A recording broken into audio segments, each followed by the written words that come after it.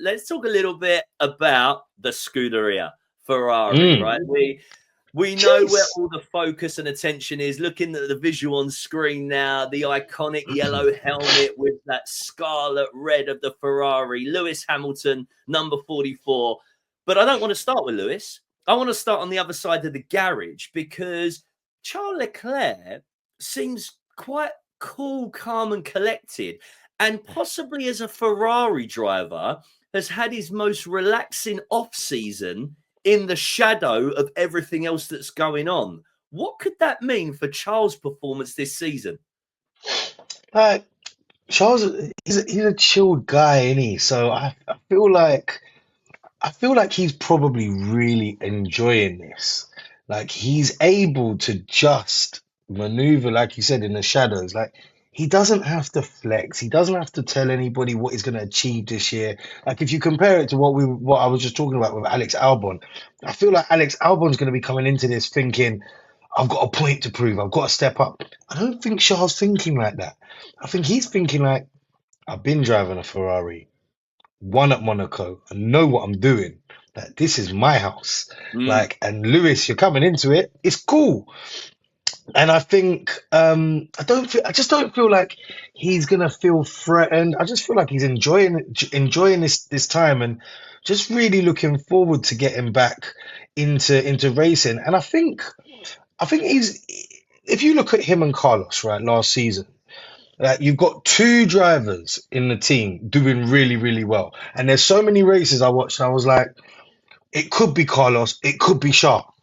Like it could be either or. You know, when anyone that clocked like one of our early episodes of Race Talk F1 when we was talking about it, I was kind of fighting Carlos's corner saying, no, he should have stayed. He should have stayed.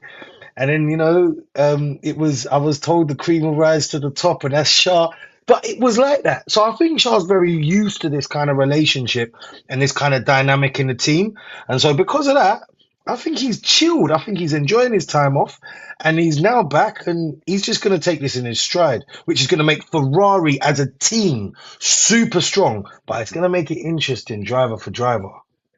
Yeah, there's gonna be it'll be interesting to see how they get on. And I know that they've been trying to speak a lot about the car and their feedback with one another. I saw an interview with Lewis, and he was saying that, when we get the opportunity, we've been sharing feedback, but when one's on circuit, the other's doing PR and lots of other stuff. But I wonder if that relationship will stay the deeper the season goes, depending on who's leading in the garage, because Lewis is used to performing and being number one. Charles, I mean, if he's struggling behind Lewis mid-season, is he going to want to share any hints and tips and tricks with a guy who's already beating him in what is his house, like you said? Yeah, this is going to be it's going to be an interesting one. Like you said, to see the dynamic 7 races in, I think that's when we're really going to know what's going on, because the first couple races,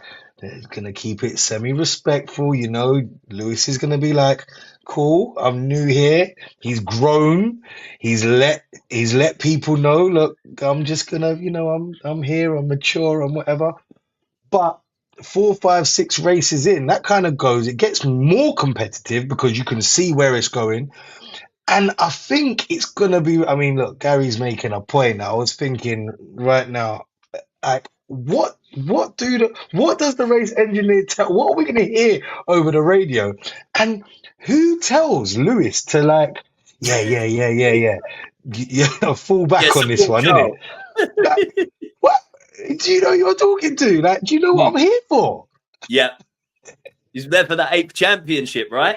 But I saw an interesting comment, and it's saying about Lewis trying to play catch up to Charles, and you've got a guy who's been in the team 6 years, and Lewis has only been, it's not even 6 days, I don't think, for Lewis that he's had out on circuit with not just this year's car, but previous cars as well. So this actual new car he's only had for 1.5 days. It's madness. It's a bit mad, isn't it? It's a bit mad. I think that does play a part. But this is why I think Shah is also like he's not threatening, he's confident. He's like, I've been driving this. I've been doing this. I know the team.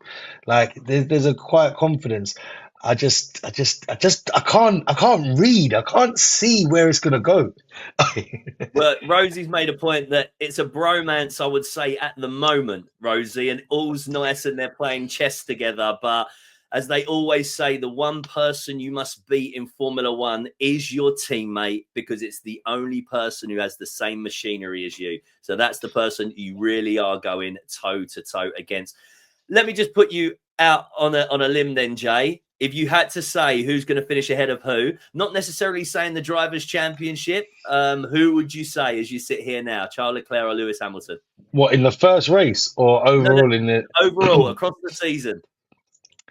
I'm going to go with Lewis because I know he's coming with like all of the energy. I know why he's come there. Do you know what I Yeah, mean?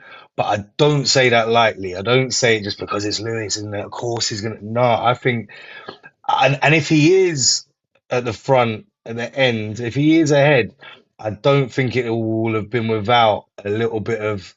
I don't think that bromance. Is it Rosie? You said bromance. yeah. I don't think Lewis finishes ahead of Shah without messing up that bromance, I'm afraid.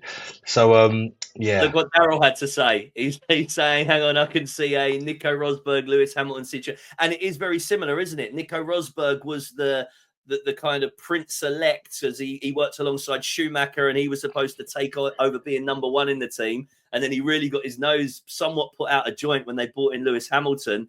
And I imagine behind the scenes a little bit, Charles would have been like, okay, what does this mean for me? And there probably were some reassuring conversations required when the announcement was made. Reassuring conversations. I think you put it nicely. I think you put it nicely. I think when the announcement came out, yeah, Shah probably was a bit like, what is going on?